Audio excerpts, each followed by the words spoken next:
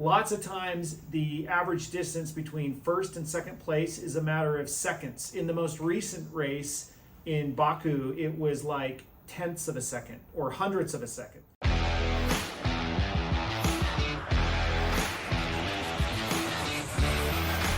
Pit stops in Formula One.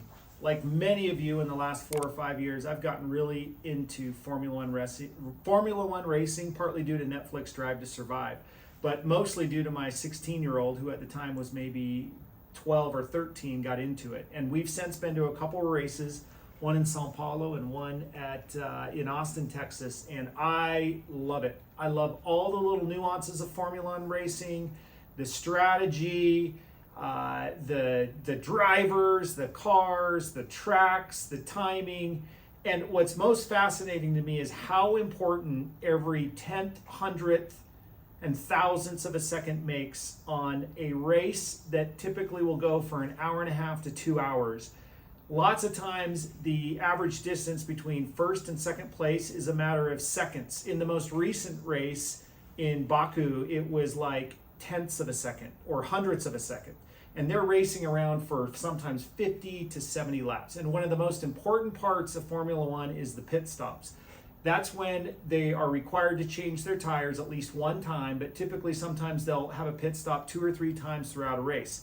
And in learning more about this, I thought there were some parallels between how we operate in life, specifically in real estate and financing and different things like that, and pit stops. In the 1950s, Formula One pit stops on average took 67 seconds.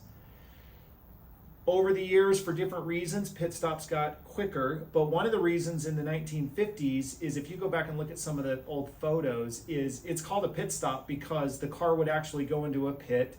There'd be a crew of people that would manually, take off the tires in a very slow way compared to today. And then if you fast forward and look at pit stops from this last race, the top time in Formula One right now is 1.8 seconds for a pit stop. So from 1950 to 2024, that's about 74 years, they've reduced the time in a pit stop from 67 seconds to 1.8. A pit stop these days that's over 3 seconds is really not considered that quick of a pit stop. And it may not mean much. You're like, well, 1.8 to 3 seconds, that's no big deal.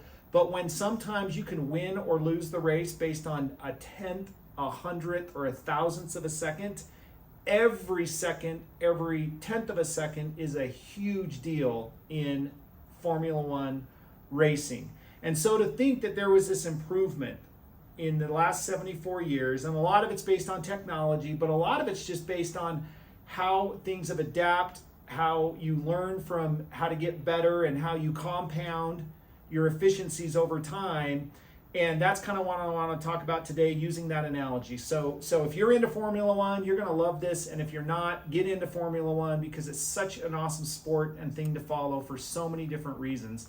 But going from 67 seconds down to 1.8 seconds, that is huge. I mean, that is just ginormous in how long savings it's been. And that savings makes the whole experience so much better. So let's talk about, in our world that we talk about on my channel, is kind of the fix and flip, overall financing, real estate, hard money, short-term financing, short-term investing, long-term real estate, that world. So let's talk about the remodel process. I see so many deals either win massively or lose massively based on how long it takes you to remodel a house. Now, there's a lot of factors involved in that. Let's say you're a very experienced flipper, but now all of a sudden, instead of doing 1 or 2 houses at a time, you're doing 7 or 8 or 9. All of a sudden, your pit stops, if you don't have a really good system and process, is going to balloon back up to that 67 seconds versus if you're just doing 1 at a time and you're really good, you may be able to hit that 1.8 second pit stop.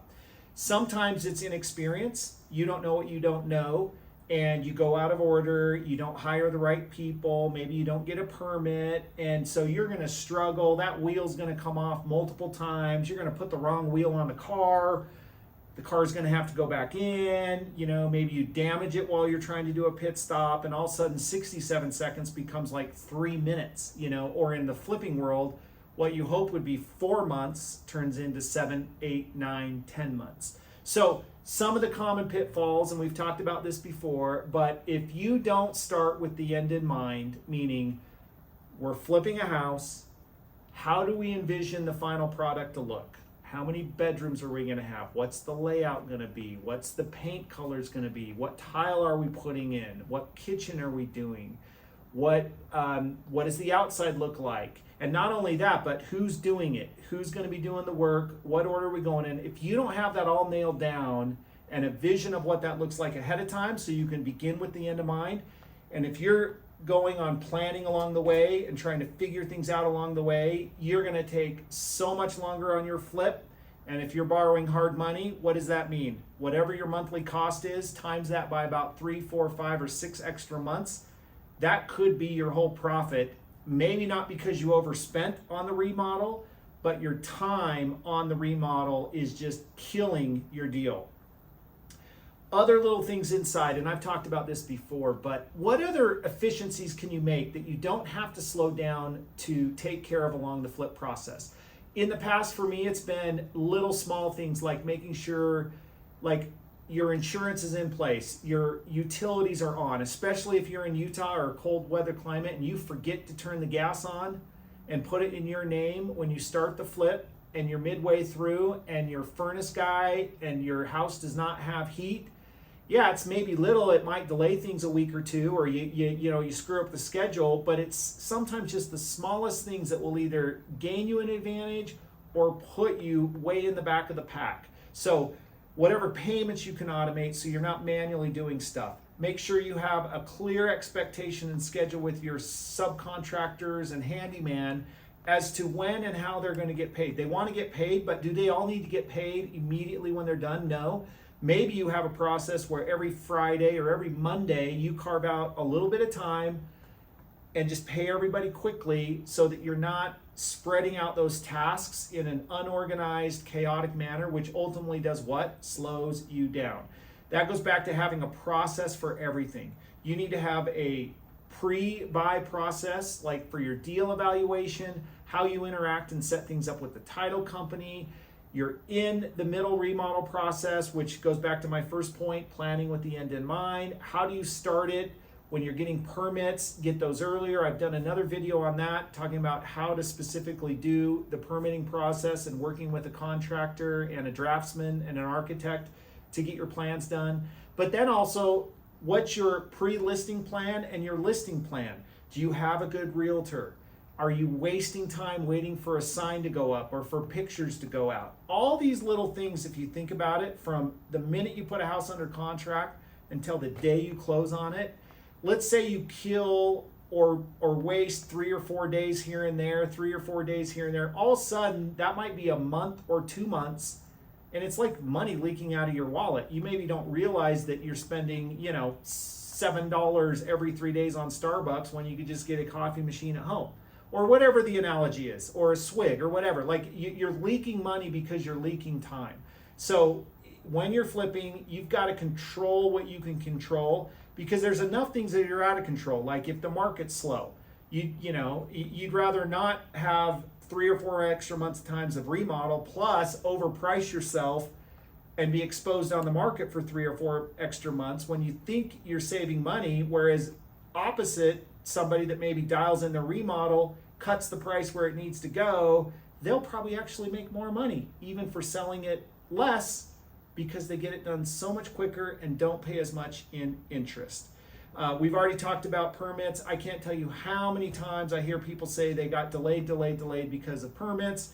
If you know you're going to need a permit, don't avoid it. Attack it head on. Get in front of it so your pit stop can be quicker. And then finally, I mentioned it, your listing strategy, but also your mindset about how to respond to offers, that kind of thing. If you're in a partnership, I'll do a separate video on this another time, but I also see so much disaster and pain coming from partnerships where there's 2, 3, or 4 decision makers on the deal and they can't agree on what the best strategy is. And so they keep waiting. Oh, we're going to get on a conference call tomorrow. Oh, he's out of town. It's going to be next week.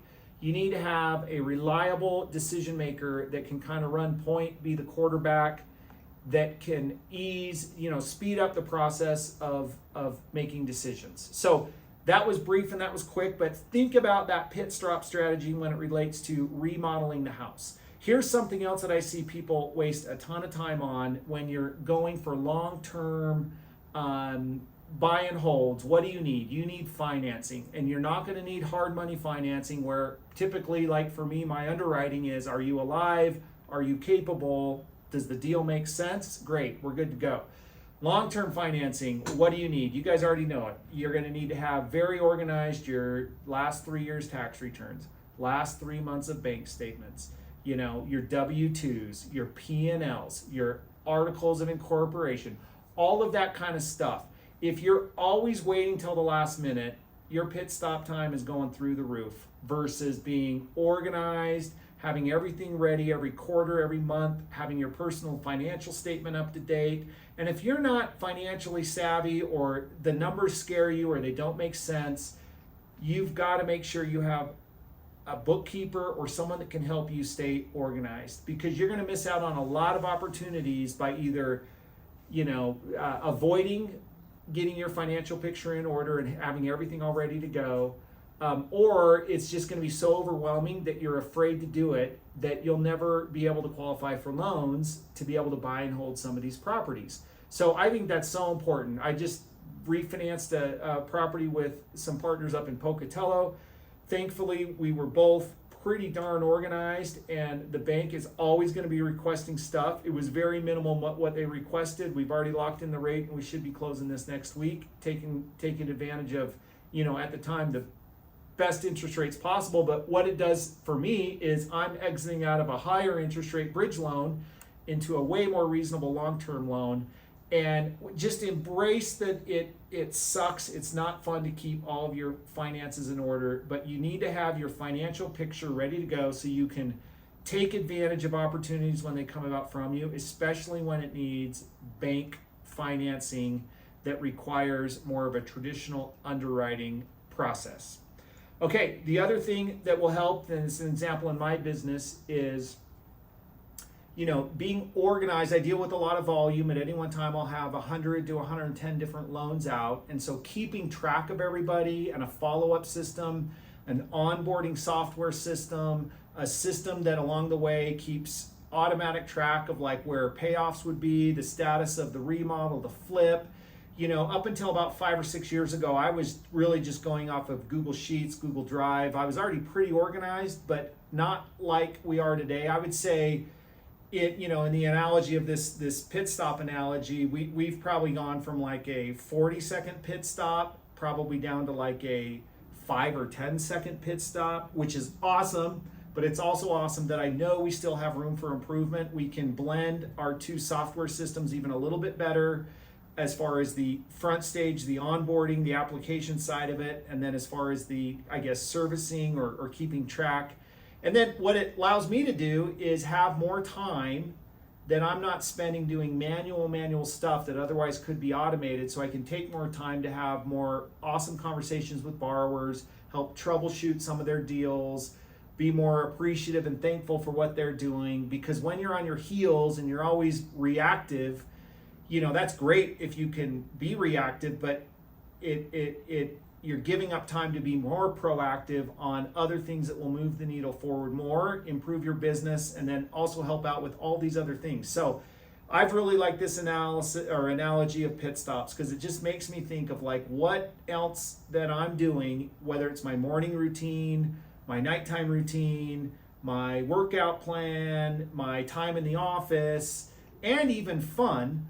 Sometimes I know it's annoying, but you got to plan your fun so that it's more fun when you're doing it. Like buy the tickets ahead of time, get the place ahead of time, have an idea of who you're going, whatever it might be, right? Like, so think of that as far as pit stops. How can you improve your efficiency, which is going to save you time, which ultimately is going to save you money. So may all of us improve our pit stops and get closer to that 1.8 second and be as efficient as we can in all that we're doing. Thank you.